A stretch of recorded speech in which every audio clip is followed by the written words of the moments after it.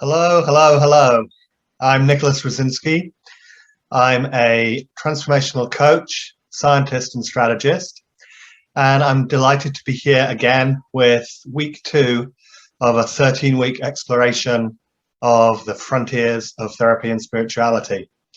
And as I said last time, for the centerpiece of this exploration, I'm using Richard Harvey's Sacred Attention Therapy, or SAT, which I've been wrestling with in various ways for the past number of years, and which you can find out a lot more about at www.centerforhumanawakening.com. Last time I talked about the frontiers of sacred attention therapy itself. Inwardly, in terms of technical gubbins, stereotypical motifs, and SAT stage 4, and outwardly in terms of its relationships with society, with science, and with the cultural domain of therapy, religion, and spirituality. And as I said last time, SAT itself is already a leading edge or frontier contribution. So looking at frontiers this way, we're at the leading edge of the leading edge, so to speak. This week, in week 2, and in the following couple of weeks, 3 and 4, I'm going to sketch out a new and profound view of reality and our place in it, and show how various new and existing forms of SAT sit within that view. Then in week 5, I'll return to the frontier inventory shown on this slide and show how this account of new SAT varieties in turn leads to new and exciting possibilities at every one of these frontiers. Now, as I've said last time, in week 1, I began at the outer edge of current understanding and developments by taking SAT itself as a starting point.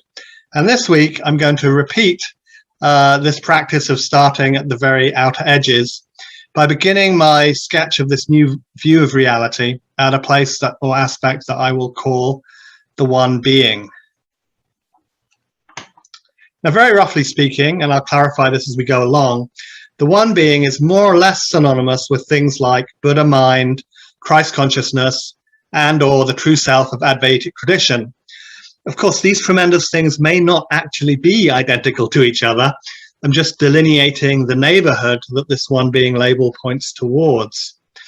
For those of you already somewhat familiar with SAT, the one being is the always already identity that starts to become subjectively apparent at the SAT stage 2, stage 3 boundary. Now, in the next couple of pictures, I'm going to put in 2 more reality features, which together or individually are pretty controversial in a variety of spiritual traditions for a variety of reasons. I'm just mentioning this controversiality up front to let you know I'm aware of it and that these features aren't just being thrown in randomly, mindlessly, and without any reflection or reason. So here we go.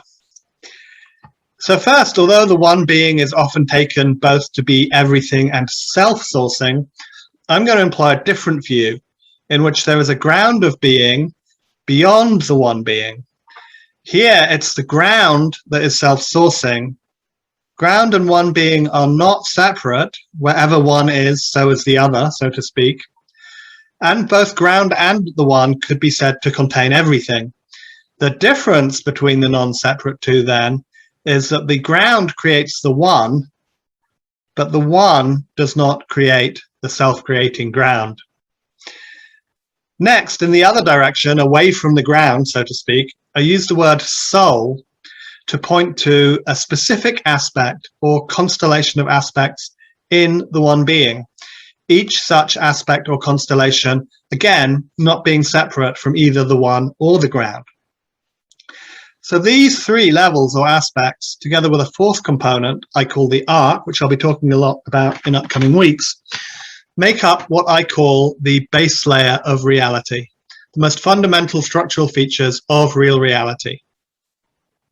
And it's these components that variously create and or appear as reality viewed in another way, as formlessness on the one hand, or form-based universes on the other, although there's always this third aspect beyond categorization into form versus formlessness, so that in this view too, reality is inherently non-separate or divided.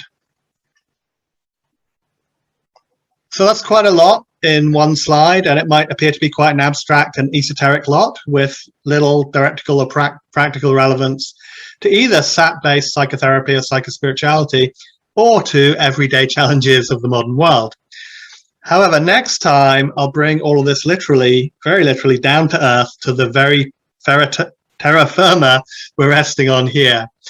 And I'll show how this view can be extended into both an account of the modern world, or at least where it came from, and to an explanation of what all forms of psychotherapy and psychospirituality must ultimately deal with. I'm Nicholas. Thanks for watching. See you next time.